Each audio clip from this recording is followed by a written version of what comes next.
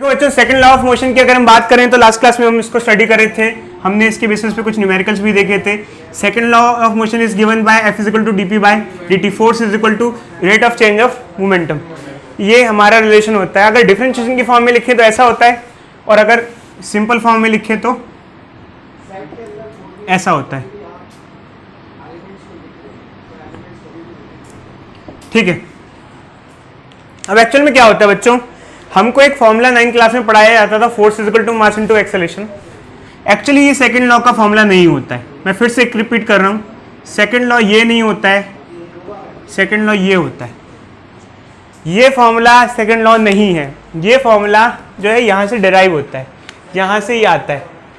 और ये फॉर्मूला, ये जो फॉर्मूला है इसका एक सिंपल एक केस होता है। एक केस का मतलब क्या होता है, एक्चुअल में क्या होता है, देखो बच्चे, जब हम इसको आगे सिंप्लीफाई करें तो मोमेंटम होता है मास इनटू वेलोसिटी dt। अब देखो बच्चे, हम जब डिफरेंशिएशन करते हैं तो जो चीज कांस्टेंट होती है उसको बाहर ले लेते हैं। मान लो मास कांस्टेंट है तो मास क्या आ गया, बाहर आ गया। डिफरेंशिएशन में जो चीज कांस्टेंट होती है वो बाहर आती है। आमतौर पे हम जब स्टडी करते हैं तो ज्यादातर बॉडी ऐसी होती है कि जब उन पर फोर्स लगाया जाता है तो उनका मास चेंज ना हो। जैसे बॉल है, अब मैंने बॉल पे फोर्स लगाया तो बॉल का क्या मास चेंज हो गया, नहीं हुआ। मास चेंज नहीं हुआ तो मास क्या रहा, कांस्टेंट रहा। तो मास अगर कांस्टेंट हो गया, इफ m इज कांस्टेंट, तो ये बाहर आ जाएगा और change in velocity by time taken क्या हो जाएगा, एक्सेलरेशन हो जाएगा। तो F इजिकल टू ma जो सेकंड लॉ के बेसिस पे फॉर्मूला आता है, ये तभी वैलिड है जब सिस्टम का मास कांस्टेंट हो। तो क्या कभी ऐसा भी हो सकता है कि कभी किसी सिस्टम का मास कांस्टेंट ना हो और वो न्यूटन सेकंड लॉ से एसोसिएटेड हो? बिल्कुल बिल्कुल, अभी हम आपको बताते हैं। चलो खैर, ये तो हम समझ गए। बट वो क्या होता है जो हम बात कर रहे हैं, मास कांस्टेंट ना होना। अगर मास कांस्टेंट नहीं होगा तो ये फॉर्मूला नहीं होगा, इसकी जगह कुछ और फॉर्मूला आएगा। तो फिर क्या सिचुएशन होती हो, देखो बच्चे, मास कांस्टेंट ना होने के केस में हम आपको ना एक केस डिस्कस करते हैं। देखो बच्चे, एक बलून है, उसमें आप अच्छे से हवा भरो और उसको छोड़ दो। जैसे ही छोड़ोगे तो बलून क्या होता है, भागता है। ठीक है, भागता है।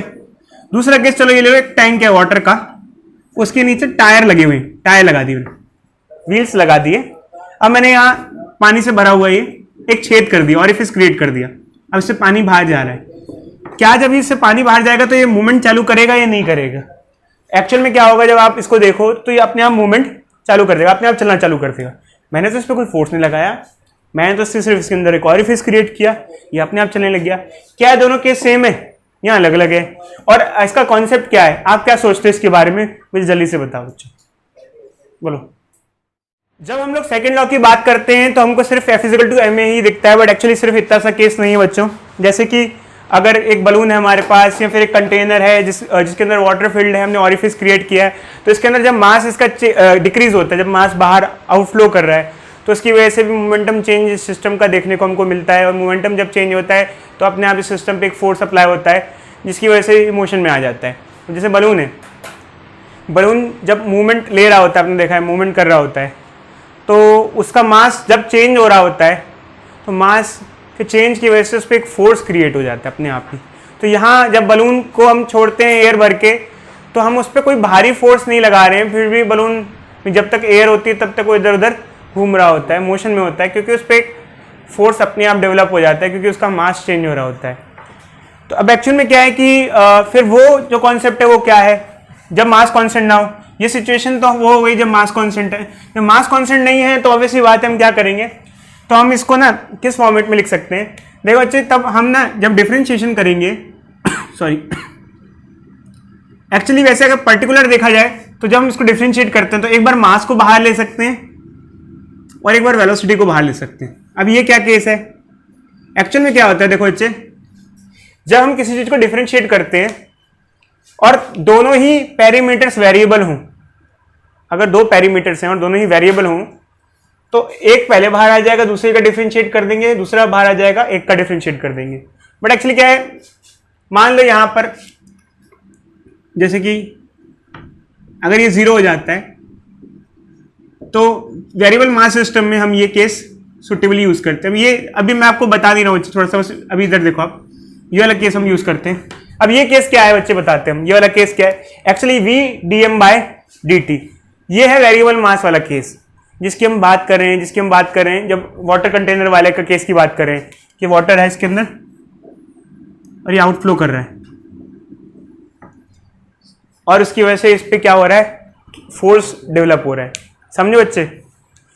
तो एक्चुअल में क्या है कि बच्चे हम इसको एक क्वेश्चन से डिस्कस करेंगे तो ज़्यादा बेटर रहेगा। तो मैं एक क्वेश्चन यहाँ ले लेता हूँ। हमारे पास एक वाटर कंटेनर है, जिसमें कंटेनर का खुद का कुछ मास नहीं है, बट जो वाटर है उसका मास सफिशिएंटली ठीक ठाक है। इसके अंदर 100 kg का वाटर फिल्ड है, 100 kg of water is filled. इसके अंदर जो पानी फ्लो कर रहा है, देखो बच्चों हम यहां पर एक टर्म डिफाइन करते हैं मास फ्लो रेट।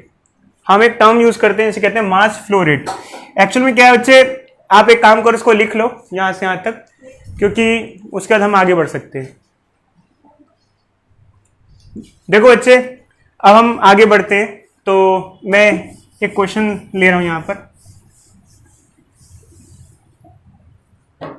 हमारे पास एक कंटेनर, इसका मास 100 kg है।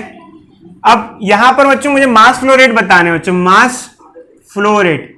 देखो बच्चों मास फ्लो रेट का मतलब क्या होता है कि एक सेकंड में कितना मास फ्लो हुआ, इसे कहते हैं मास फ्लो रेट। देखो बच्चे मान लो एक पाइप है, इससे कोई फ्लूइड बाहर आ रहा है। इधर देखो बच्चे, मान लो इस पाइप से कुछ फ्लूइड बाहर आ रहा है। जब से कुछ फ्लूइड बाहर आया तो 200 kg मास 20 सेकंड में बाहर आ गया। बताओ उसका मास फ्लो रेट क्या होगा? देखो जब मास फ्लो रेट का मतलब कितना मास कितने टाइम में फ्लो हुआ है। कितना मास हुआ है? 200 kg और कितने टाइम में हुआ है? 20 सेकंड। 10 kg पर सेकंड। एक सेकंड में किसी भी पाइप से कितना kg मास बाहर आ रहा है उसे कहते हैं मास फ्लो रेट। दो टर्म यूज करते हैं बच्चों, मास फ्लो रेट और वॉल्यूम फ्लो रेट। एक सेकंड में कितना जल्दी जल्दी मास बाहर आ रहा है, मास के टर्म्स में मास फ्लो रेट होता है, और अगर वॉल्यूम के टर्म्स में बोला जाए तो वॉल्यूम फ्लो रेट होता है। जैसे मान लो मास फ्लो रेट ये है, अब वॉल्यूम फ्लो रेट क्या होता है? वॉल्यूम फ्लो रेट क्या होता है? अगर लीटर्स की फॉर्म में हो तो वॉल्यूम फ्लो रेट हो जाएगा। जैसे मान लो यहां पर 200 kg मास अगर 20 सेकंड में फिल हुआ है, मान लो कंटेनर है हमारा, मान लो है 100 लीटर है और ये 20 सेकंड में फिल हो गया पूरा का पूरा, तो इसका वॉल्यूम फ्लो रेट कितना होगा? वॉल्यूम फ्लो रेट मतलब कितना वॉल्यूम कितना टाइम में भर रहा है। कितना वॉल्यूम है हमारे पास? 100 लीटर और कितना टाइम? 20 सेकंड, 5 लीटर पर सेकंड, 5 लीटर पर सेकंड। इसे कहेंगे वॉल्यूम फ्लो रेट। एक सेकंड में कितनी वॉल्यूम फ्लो हो रही है इसे कहेंगे वॉल्यूम फ्लो रेट। एक सेकंड में कितना मास फ्लो हो रहा है इसे कहेंगे मास फ्लो रेट। चलो तो देखो अच्छे, हमने यहाँ मास फ्लो रेट और वॉल्यूम फ्लो रेट के बारे में कुछ चीज जान ली। एक्चुअली इसलिए जाना क्योंकि हमारे क्वेश्चन में ये है, इसका कुछ रिलेशन भी है। तो देखो अच्छे, किसी इंस्टेंट पे ये जो हमारा कंटेनर है इसका मास, इसके अंदर जो वाटर है उसका मास 100 kg का है, ठीक है, और इसका मास फ्लो रेट है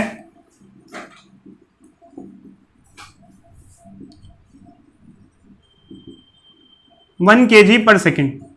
अच्छा बच्चों ये 1 kg, चलो 5 kg पर सेकेंड ले लेते हैं। बट एक चीज ध्यान रखना बच्चों, ऐसा नहीं है कि हमेशा किसी पाइप से मास फ्लो रेट हमेशा कांस्टेंट रहे, हो सकता है टाइम टू टाइम वो चेंज हो जाए। जैसे मान लो मेरे घर में एमसीडी का वाटर आ रहा है, मतलब दिल्ली जल बोर्ड का वाटर आ रहा है मान लो, तो मैं टैप ऑन किया, पहले स्लो स्लो आ रहा है, फिर फ्लो रेट क्या हो जाए, एकदम से बढ़ जाए, फिर घट जाए, तो कुछ भी हो सकता है, बट फ्लो रेट ये है। बट हम जब बात करते हैं किसी एक पर्टिकुलर टाइम की करते हैं। जैसे मान लो अभी मैंने चलाया, पानी तेजी से आ रहा है, तो मैं कहूँगा अभी तो फ्लो रेट बहुत अच्छा है, बहुत पानी जल्दी जल्दी तेजी से आ रहा है, ठीक है। हम हिंदी में इसको तेजी से कहते हैं, बट साइंस में इसको क्या कहते हैं? Flow rate. तो अगर आपके घर में पानी तेजी से आ रहा है तो कहना mummy volume mass flow rate बहुत ज्यादा है अभी इस टाइम पर, ठीक है। आगे बढ़े तो, और जो फ्लो की वेलोसिटी है, जो फ्लूइड बाहर आ रहा है, इसकी वेलोसिटी 10 मीटर पर सेकेंड है, ठीक है। ये जो बॉडी है इसमें फ्रिक्शन बहुत कम है, मतलब ये, चलो फ्रिक्शन विक्शन के बारे में हम ऑल द डिस्कशन नहीं करते हैं, चलो, क्योंकि अभी हम डिस्कशन नहीं कर रहे हैं, चलो, क्योंकि रोलिंग का केस है, तो रोलिंग के केस में वैसे ही फ्रिक्शन कम होता है। जब चीजें रोल करती हैं तो फ्रिक्शन का इतना इंपॉर्टेंस नहीं होता। स्लाइडिंग के केस में फ्रिक्शन ज्यादा लगता है, टायर जब रोल करता है इतना फ्रिक्शन का इफेक्ट नहीं होता है रोलिंग के केस में। तो मान लो बच्चे मैं पूछ रहा हूं कि इस इंस्टेंट पे फाइंड एक्सेलरेशन ऑफ कंटेनर।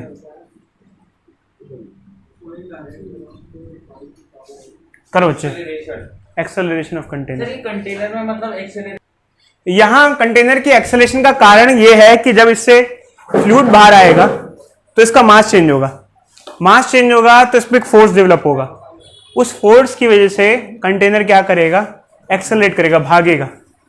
जैसे कि हमारा बलून होता है ना, बलून से जब एयर बाहर निकलती है तो भागता है, एक्सेलरेट करता है। सेम ऐसी ही सिचुएशन में ये भी क्या करेगा, एक्सेलरेट करेगा। तो इसकी हमें एक्सेलरेशन पूछी हुई है आपसे।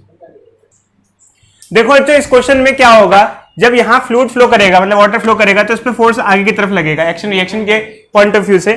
तो एक्शन में क्या होगा कि सबसे पहले हम ये निकालेंगे कि मास के फ्लो होने से कितना फोर्स जनरेट हो रहा है, मास के फ्लो से कितना फोर्स जनरेट हो रहा है, जो इस पे फोर्स डेवलप होगा कितनी वेलोसिटी से फ्लो हो रहा है 10, और कितना मास जनरेट हो रहा है, मास टॉलरेट ये होता है mass flow but flowing in a given time क्या हो रहा है 50 न्यूटन का फोर्स क्रिएट होगा इसके ऊपर।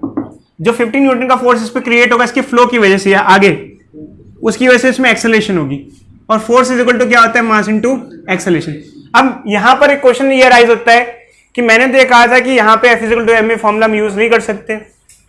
देखो बच्चे हम ये फॉर्मूला यूज नहीं कर सकते, बट किसी एक इंस्टेंट के लिए तो यूज किया जा सकता है, हमेशा के लिए नहीं। कारण आज इसका मास 100 kg है, ठीक है, बट एक्चुअल में क्या है कुछ ही देर में इसका मास 100 नहीं रहने वाला। क्यों?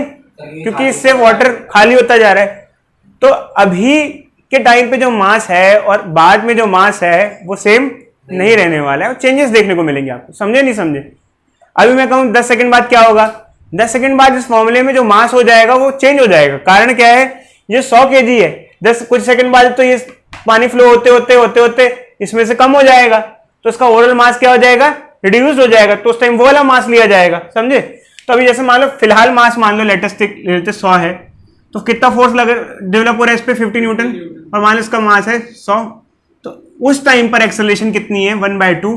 बट ये हमेशा सेम रहने वाली नहीं है। कारण क्या है, क्योंकि जब फ्लो होगा तो उसका मास धीरे धीरे क्या होगा, चेंज होता जाएगा। तो मास इनटू एक्सेलरेशन में जो मास है वो चेंज हो जाएगा कुछ टाइम। समझे या नहीं समझे? बोलो। तो क्या ये फॉर्मूला सिर्फ यहीं तक है या इसकी कुछ और भी रूप है? देखो अच्छे इस फॉर्मूले को हम और भी फॉर्म में सिंप्लीफाई कर सकते हैं, और भी फॉर्म में पूछा जा सकता है। देखो जो डेंसिटी क्या होता है, मास बाय वॉल्यूम, ठीक है। डेंसिटी इज इक्वल टू क्या होता है, मास बाय वॉल्यूम। आपसे ध्यान रखना डेंसिटी को डी से रिप्रेजेंट नहीं करते, डेंसिटी को रो से रिप्रेजेंट करते हैं। रो एक ग्रीक अल्फाबेट होता है जो आपने अपनी 10th क्लास में पढ़ा होगा। वहां पर रेजिस्टिविटी को रो से रिप्रेजेंट करते थे, यहाँ डेंसिटी को रो से रिप्रेजेंट कर रहे हैं, ठीक है। जैसे इंडिया में वेरिएंट आ रहे हैं ना अल्फा बीटा गामा डेल्टा, ये ग्रीक अल्फाबेट है, ये रो भी एक ग्रीक अल्फाबेट है। तो हो सकता है अभी हम रो वेरिएंट पे भी आ जाएं, सिग्मा वेरिएंट पे भी आ जाएं, कापा वेरिएंट पे, कापा तक तो पहुंच ही गए हम लोग, पता है। अल्फा हो गया, बीटा हो गया, गामा हो गया, डेल्टा हो गया, कापा हो गया, ओमेगा, थीटा बीटा 5 आई सब आने वाला है कुछ टाइम में। चलो अच्छे, बट कुछ टेंशन की बात नहीं है, आगे कुछ दिक्कत नहीं होगी, ठीक है बच्चे। v is equal to dm/dt होता है। मास को क्या लिख सकते हैं, डेंसिटी इंटू वॉल्यूम। ये वेलोसिटी और ये वॉल्यूम है, ध्यान रखना। इसको मैं थोड़ा कर्व करके लिख देता हूं बच्चे, ताकि इन दोनों में डिफरेंस हो जाए। ये वेलोसिटी था ना, इसको थोड़ा सा मैं ऐसे करके लिख देता हूं ताकि वेलोसिटी और वॉल्यूम में कंफ्यूजन ना हो जाए, क्योंकि यहां पर क्या होता है, दो v हो जाते हैं ना। तो डेंसिटी बच्चों जब फ्लो हो रहा है तो फिक्स्ड है, तो डेंसिटी बाहर आ जाएगा। तो एक फॉर्मूला ये बन जाता है, ये होता है वॉल्यूम फ्लो रेट। अगर क्वेश्चन में वॉल्यूम फ्लो रेट दे रखा होता तो ये यूज करते, बट इसके लिए हमको जो फ्लूइड है इसकी डेंसिटी पता होनी चाहिए थी। डेंसिटी ऑफ लिक्विड, ठीक है बच्चे। वाटर की डेंसिटी कितनी होती है, कोई बच्चा बताएगा?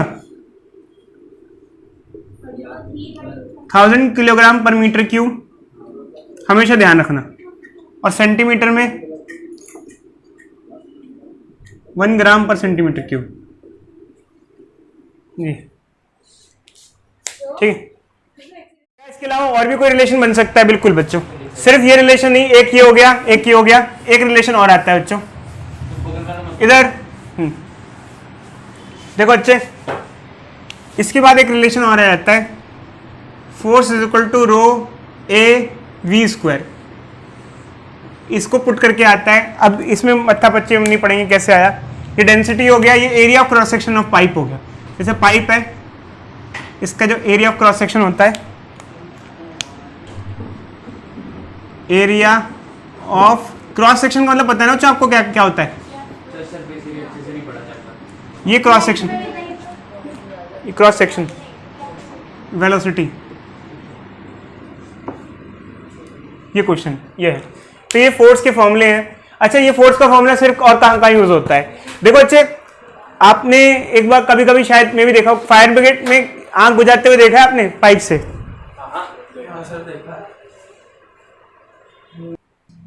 मान लो अच्छा कोई फायरमैन है, वो जो पाइप पकड़ के खड़ा हुआ है,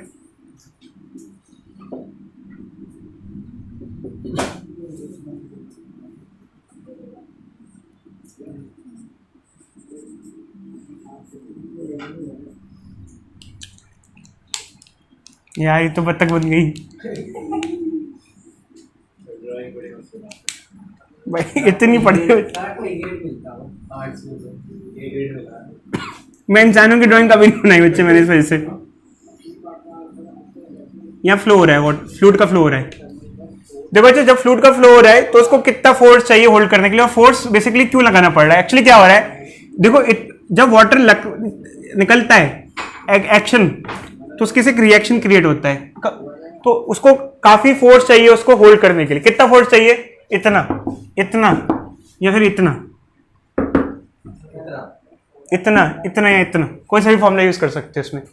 जैसे मान लो हमें क्वेश्चन में दिया हुआ है कि जो फायर ब्रिगेड वाला पर्सन है उसने पाइप को होल्ड कर रखा है, इतनी वेलोसिटी से पानी निकल रहा है, उसका मास फ्लो रेट इतना है, तो ये वाला फॉर्मूला लगा लेंगे। मान लो फायर ब्रिगेड में जो पर्सन खड़ा हुआ है उसमें वाटर है, वाटर हमें तो पता है पानी यूज करते हैं ना, यहाँ कुछ और यूज करते हैं, अल्कोहल यूज करते हैं आग बुझाने के लिए, ठीक है अच्छे। अरे बच्चे, ग्लास लेके खड़े नहीं होंगे, ये ग्लास लेके सिर्फ खड़े नहीं होंगे, आग लग जाएगी, अल्कोहल डालेंगे, फ्लेमेबल होता है ना अल्कोहल। ये देखो बच्चे, पंजाबी लोग को जो भी होता है उनका ध्यान बिल्कुल ग्लास में पहुंच जाता है। हाँ बच्चे, वो तो पता है, बट फिर भी बता रहा हूँ, हमारे ऑफिस में भी पंजाबी मैडम है, उनका भी ध्यान वही पहुंच जाता है हमेशा। एक्चुअली वो फ्लेमेबल होता है, ठीक है अच्छे। तो वाटर की डेंसिटी यूज करते हैं, यहाँ वेलोसिटी किसकी यूज करेंगे? वाटर की यूज करेंगे, और वॉल्यूम फ्लो रेट किसका यूज करेंगे? वाटर का यूज करेंगे, या फिर ये फॉर्मूला यूज करेंगे। जैसे क्वेश्चन में हमको दिया हुआ है वैसे यूज करेंगे। चलो अच्छे, क्वेश्चन दे रहे हैं हम आपको, जल्दी से ट्राई देखो। एक फायर पर्सन है, फायर ब्रिगेड वाले को क्या कहते हैं, किसी को पता है? फायरमैन कहते हैं, ठीक है। फायरमैन है, उसके हाथ में एक पाइप है, उसका क्रॉस सेक्शन एरिया जो है वो है 100 सेंटीमीटर स्क्वायर। उसमें जो फ्लो रेट, वाटर की जो वेलोसिटी है, इधर देखो बच्चे, जो भी है वेलोसिटी, इधर बच्चे वेलोसिटी जो है फ्लो की वो है 100 मीटर पर सेकेंड, और वाटर फ्लो कर रहा है तो डेंसिटी तो आपको पता ही होगी, वाटर है। तो बताओ कितना फोर्स चाहिए, फोर्स टू होल्ड, कितना फोर्स चाहिए उसको होल्ड करने के लिए, उसको कम से कम कितना फोर्स लगाना पड़ेगा? सर यहाँ पे देखो बच्चों, उसको कितना फोर्स चाहिए इस पाइप को होल्ड करने के लिए, आप simply rho A V square लगा दोगे।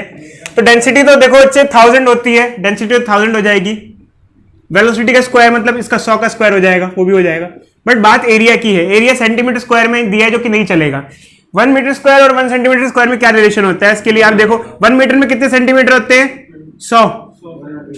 इधर देखो बच्चे, अगर इसका स्क्वायर कर दिया जाए तो क्या हो जाएगा? ये 1 मीटर स्क्वायर, ये क्या हो जाएगा? 10 की पावर 4 सेंटीमीटर स्क्वायर। इसको इधर भेज दो, 1 सेंटीमीटर स्क्वायर में कितने मीटर स्क्वायर होते हैं? 10 की पावर -4 मीटर स्क्वायर, ये आता है। तो जब भी आप इसको लिखोगे, जब एरिया को लिखोगे यहाँ, तो इसको ऐसे लिखोगे 100 इंटू 10 की पावर -4 मीटर स्क्वायर, और इसकी वैल्यू पुट कर दोगे, आपका आंसर आ जाएगा। जो आंसर में यूनिट होगी वो न्यूटन होगी, क्योंकि फोर्स की यूनिट न्यूटन होती है।